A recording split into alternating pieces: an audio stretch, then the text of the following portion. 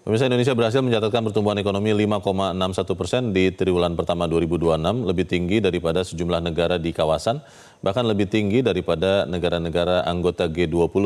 Namun Indonesia juga ditantang untuk tidak hanya mempertahankan tren pertumbuhan, namun juga memastikan perekonomian yang berkualitas dan inklusif.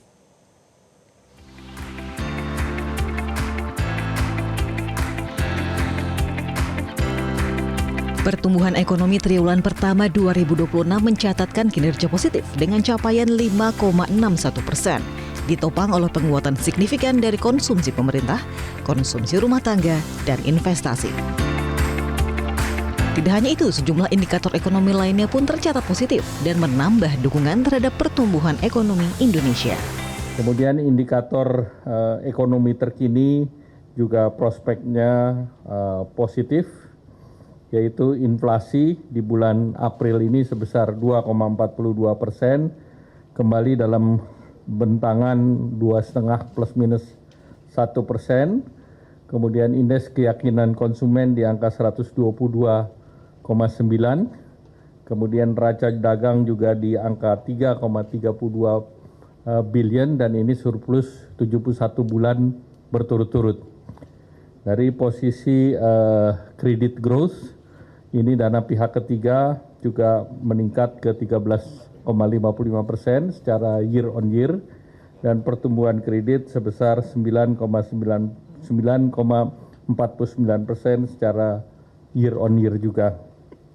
Nah, kalau kita lihat indikator sosial juga terus membaik sepanjang Februari 2025 sampai Februari 2026, penyerapan tenaga kerja bertambah sebesar 1,89 juta, sehingga total jumlah orang yang bekerja sebesar 147,67 juta, dan tingkat pengangguran terbuka menurun dari 4,76% di Februari 2025 menjadi 4,68% di Februari 2026. Capaian ini memperkuat kualitas pertumbuhan ekonomi, di samping penurunan angka kemiskinan sebesar 8,25% di September 25 dan rasio Gini 0,363 juga di September 2025. Menteri Keuangan Purbaya Yudi Sadewa menyebut bahwa capaian pertumbuhan ekonomi 5,61% di triwulan pertama 2026 merupakan sebuah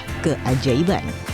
Menteri Keuangan pun menyebut pemerintah akan terus mendorong pertumbuhan ekonomi hingga 6% sampai akhir tahun dengan berbagai stimulus, termasuk pembentukan Satgas Percepatan Program Pemerintah untuk mendukung peningkatan pertumbuhan ekonomi atau P3MPPE.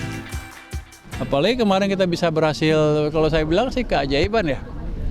Dengan anggaran yang sama, tanpa uang tambahan, kita bisa menciptakan pertumbuhan yang lebih cepat. Dengan hanya mindahin uang dari BI ke perbankan kan, antara lain itu ya, di samping program-program yang lain tentunya. Artinya saya bisa mendorong pertumbuhan ekonomi tanpa modal.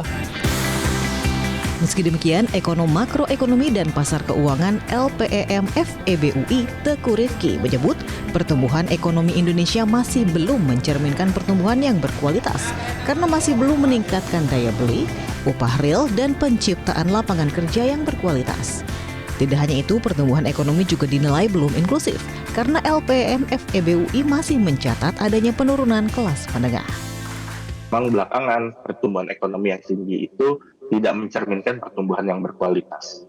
Kenapa? Karena pertumbuhan yang tinggi ini tidak kemudian menciptakan daya beli di masyarakat, tidak meningkatkan upah real, lalu juga tidak meningkatkan penciptaan lapangan kerja yang berkualitas. Jadi memang kalau kita lihat kebanyakan pertumbuhan ekonomi ini muncul dari insentif pemerintah atau muncul dari faktor seasonal, bukan karena adanya perbaikan transformasi struktural dari sisi ekonominya. Jadi memang sejauh ini kita belum melihat pertumbuhan ekonomi yang inklusif, belum dirasakan oleh sebagian besar masyarakat Indonesia, dan kita juga melihat masih terjadi penurunan kelas menengah gitu. Jadi kalau inklusif harusnya pertumbuhan ekonomi ini dibarengi dengan ekspansi kelas menengah.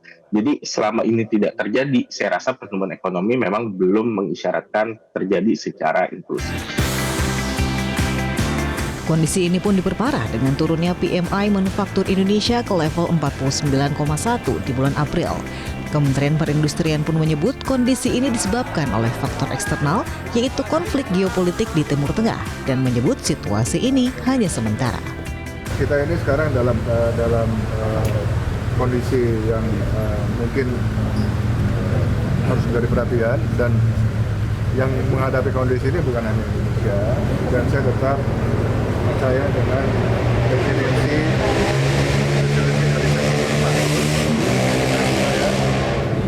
Sudah berkali-kali kita mengalami krisis dengan magnitudo yang luar biasa, terakhir COVID, di mana teman-teman manufaktur bisa memberikan resiliensinya, ya, bahwa ada tekanan terhadap market, ada tekanan terhadap bahan baku, ya itu memang dihadapi oleh semua negara, semua pihak, dan saya yakin ini sifatnya temporary. Untuk menjaga tren pertumbuhan ekonomi dan mencapai target 6% di akhir tahun, sejumlah strategi dan stimulus pun mulai disiapkan pemerintah di tengah tantangan pelemahan sektor industri manufaktur dan konflik geopolitik di Timur Tengah yang masih berlangsung. Tidak hanya sekedar angka, pemerintah pun dituntut untuk menciptakan pertumbuhan ekonomi yang berkualitas dan inklusif yang dirasakan oleh segenap rakyat Indonesia. Tim Liputan Metro TV. Jelajahi cara baru mendapatkan informasi. Download Metro TV Extend sekarang.